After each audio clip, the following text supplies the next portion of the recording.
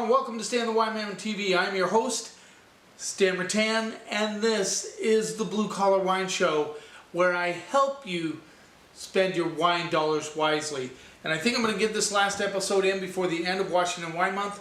Last one, and I thought I would do a really cool thing. I thought I'd do single varietals because I keep saying how they do all these varietals very well. And so here we go. I'm going to do a Sera, Malbec, and a Movedra, and I can't believe I opened up the Movedra, going through my cellar, which is, by the way, right here in the garage, where this garage stays at a really nice cool temperature, so it's a good spot. Not one of those guys that can afford a temperature-controlled room, but I do care very much about aging my wines, and so I try to find a consistent spot to put them. And just FYI, just find a place that doesn't fluctuate too much and definitely doesn't go hot. Colder is okay, hot not good for wines. So that's kind of the direction I've gone. And I had a spot where I put my wines for quite a while, and it did get fairly cool there, but the wines age beautifully. When they get hot, that's when you're in trouble. So just remember that when you're storing your wines, try and find a spot where it doesn't get warm, and you'll be okay.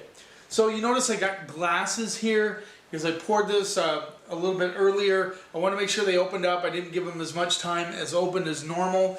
Now, that being said, I know a lot of you pop and pour. That is the direction that most people go. They take the wine home, they undo it, they pour it, and they start drinking it. That's what a lot of you do. So I try to stay as close to that model as I can because I really do want to review the wines the way you drink them. Like I said about the whites, always keep them kind of a little bit cooler because I know that's how you're going to drink them. Now, there are a lot of you out there, and good for you. You buy a big bottle of wine, you open it up early, you might pour it in a decanter. That's great. That's a good thing. No matter what the price of your wine, it's always good. You can do the Molly Duper shake. I'll just show you right now. For instance, this wine right here, you can pour a little bit out in the glass, put the cap back on, or put this here.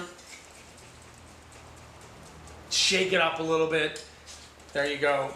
That basically gives you aeration. A little bit of foam on that baby. Let's get started. The 2015 Savaya Cellars The Jack Sera Columbia Valley. This rolls in at 15 bucks. Rich Funk, gracious host, was very excited about this wine, and he gave me a couple bottles. Thank you, Rich. And I'm going to review it. Foam on the top, you saw that. Let's see what we get on those. So Sera and Merlot, in my opinion, my humble opinion, are probably the top varietals in Washington State. Sera does fantastic in Washington State, and Rich does some stuff called the Funk Sera in the Rocks District of Milton Freewater. I went to his vineyard. Amazing, big, huge riverbed boulders, and the vines are right in there. He actually let vegetation grow so he could keep the heat units down during the summer because those rocks get hot, and actually the fruit ripens in the evening, believe it or not. Kind of cool. So anyway, this is Columbia Valley Sera. He started the Jack label kind of to, it's a cash flow thing, as a lot of wineries do. But Rich does excellent wine, whether he does a cash flow wine or his Savaya Cellar stuff. He's an excellent winemaker. Let's see what we get on the nose. So Sera Merlot, top. I think Riesling would probably be the #1 white of Washington State. Yeah, going there. Although, like I said, they do all of them very well. So a lot of boysenberry and currants. Getting a little nose burn on this baby. That kind of surprises me just a little bit. Kind of curious about the alcohol content. Of course, I am not going to spend a lot of time looking for it. It seems like impossible some days to find it. Oh, there we go, 14.4. Get a little bit of nose hair burn on this baby. Getting a little bit of chocolate tones coming through, which is kind of curious. I probably poured way too much in these glasses. A little bit of bark, tobacco, sirens. You don't hear that very much in San Juan Island, very much at all. little bit of blueberry coming through, which is very curious, which is you expect from a Syrah. Don't always get it. Don't always get it, but I'm getting a little bit on this one.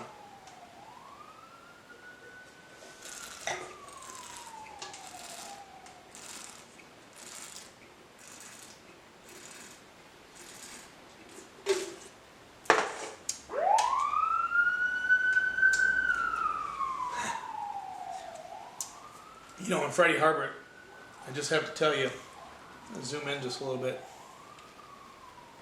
Freddie Harbert's always kind of cool because you're not used to sirens. You know, you don't hear them very often, really. I like this wine a lot. I understand why Rich is excited about it. It's easy to see why he's excited about it. Sorry, I just feel like I'm not centered on the screen. There we go. Okay, perfect. Boysenberry, currants, a little bit of bark action, very even meaty. You know, we're talking 15 bucks here, okay? 15 bones. That's a tremendous value. And I'm just really impressed with wine. And a lot of white pepper on the finish.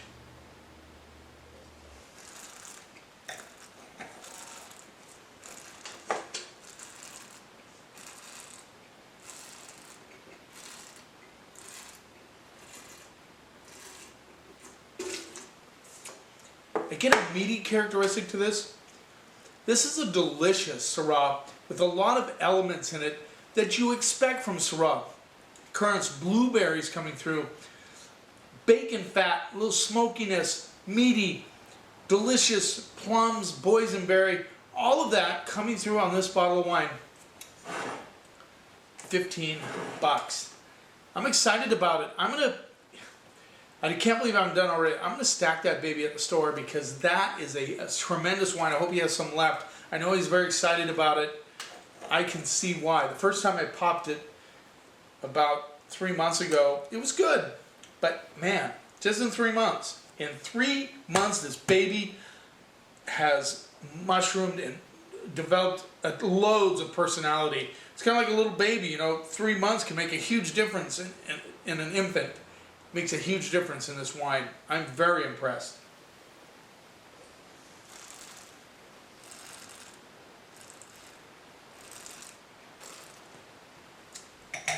I'm gonna leave that over there. I can't dump that out. Can't dump it out. That's a beautiful wine. I'm gonna go A on that wine.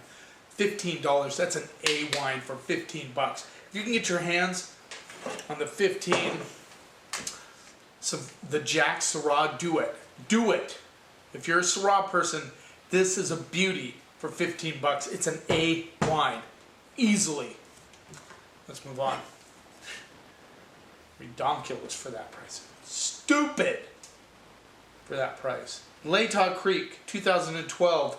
Malbec, Alice Vineyards, Wahluke Slope. $15. Did I give the Jack? I hope I gave Jack a little bit of love on the label.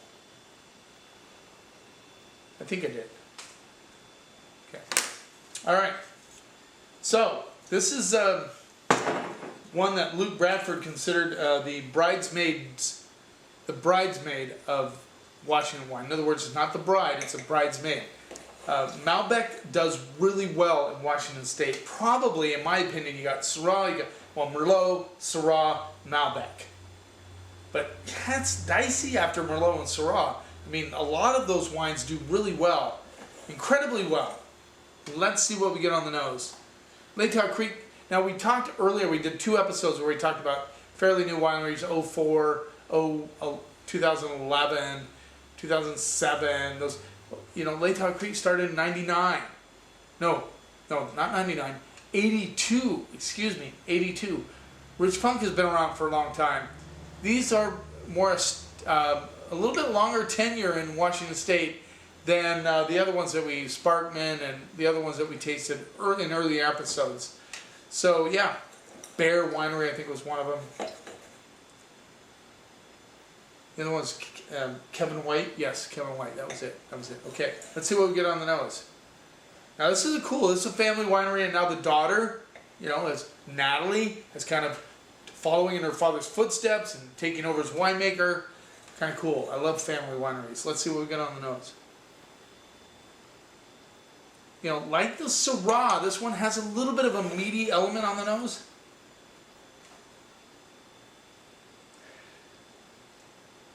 I get a little earthiness, a little bit of leather, a little bit of I get some bark action on this.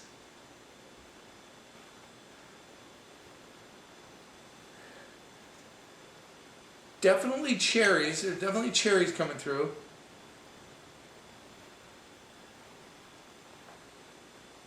Really interesting nose because, you know, usually in New World wines, you get more fruit. This has some earthy kind of leather, barkish things going on that dominate the cherries.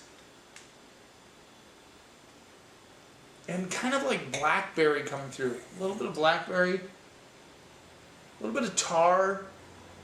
A lot of stuff going on in this wine on the nose that are not fruit related, which is kind of exciting. It's kind of cool. Let's see what we get on the palate.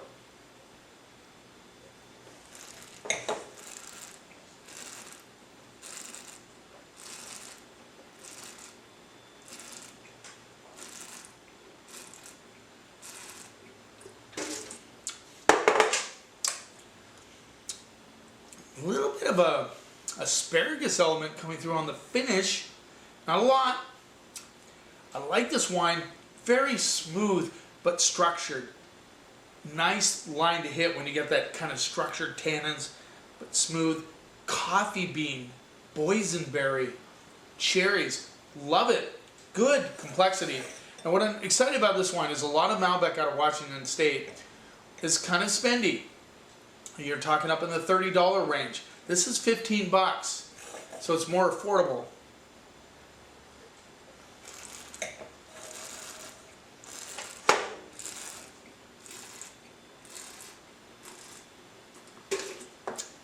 Good acid too. Good acidity, good fruit, coffee bean, chocolate.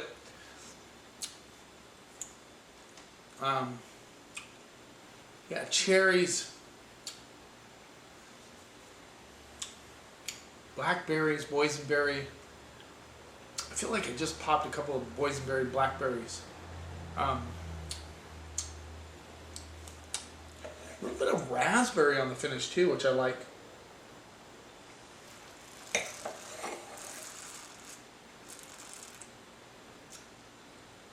I think a lot of you are going to like this. It's got good stuff. It's a good burger wine. Now, this is what I would call a great burger wine. It has good acid, so it's good with burgers, pizza, hot dogs.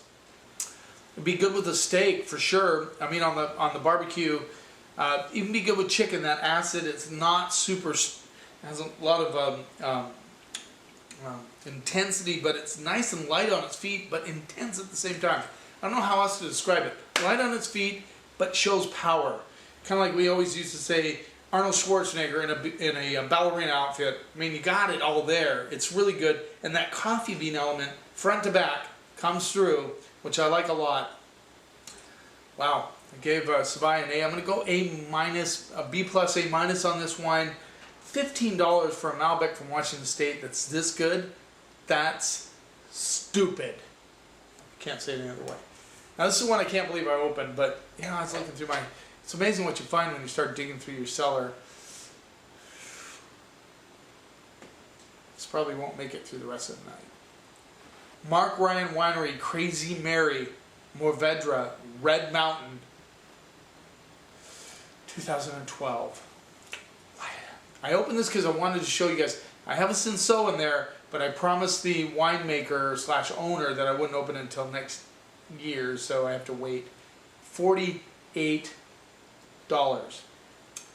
Mark Ryan McNeely. I know this guy. I love Mark Ryan. He's a cool guy.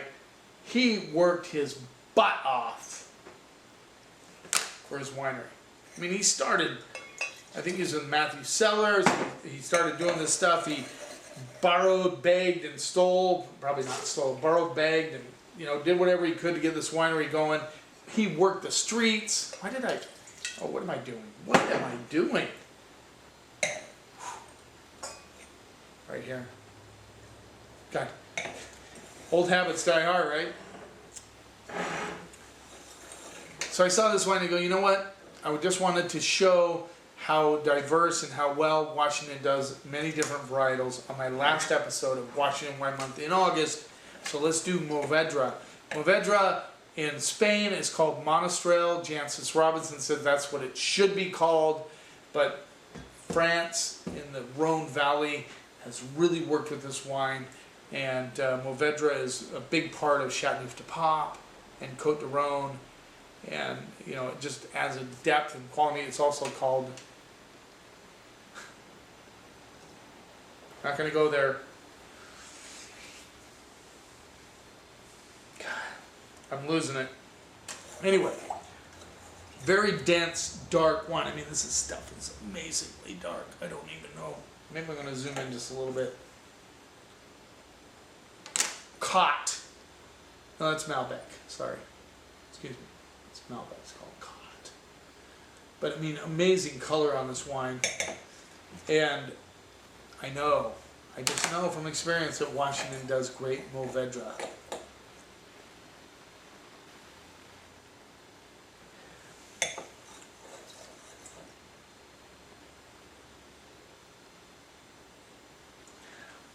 I mean, this baby, I've opened it for a while, put it in the glass, still hasn't opened up on the nose like these other two have.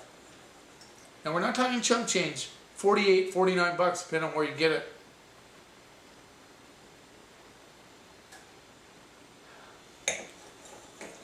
I mean, it's like the sleeping dragon on the nose. I mean, you just know there's all this stuff under there. I get bittersweet chocolate, I get coffee bean, I get blueberries, like really ripe blueberries, currants, cherries. I mean, it's all there. It's all there. A little bit of, you know, you can smell the heat, but it's not prominent.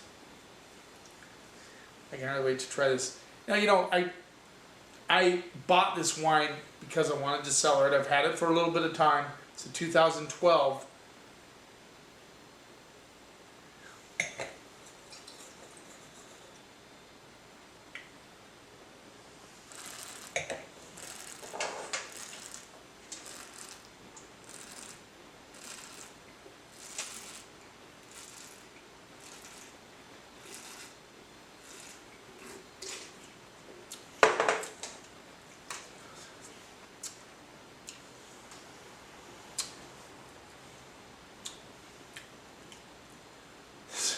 This baby is spicy. I mean, it's spicy. I get white and black pepper all over my mouth. It's on the back of my tongue. Now, you look at the alcohol in this, and a lot of you, I know a lot of you out there would go, oh my God, this is amazingly high in alcohol. I just saw it. 15.1. But it is so well built. This is a cruising machine. This is a fine automobile. This is a crazy well-built wine. And you know, I know Mark McNeely. I've met him a few times. We know each other by, you know, we can pass by in a room and I recognize him before he recognizes me, but that doesn't mean anything to me. I don't care. If you don't make good wine, I'm going to call it. But this is incredible. This is an incredible balance. Seamless on the palate. The alcohol is not prominent. Very spicy.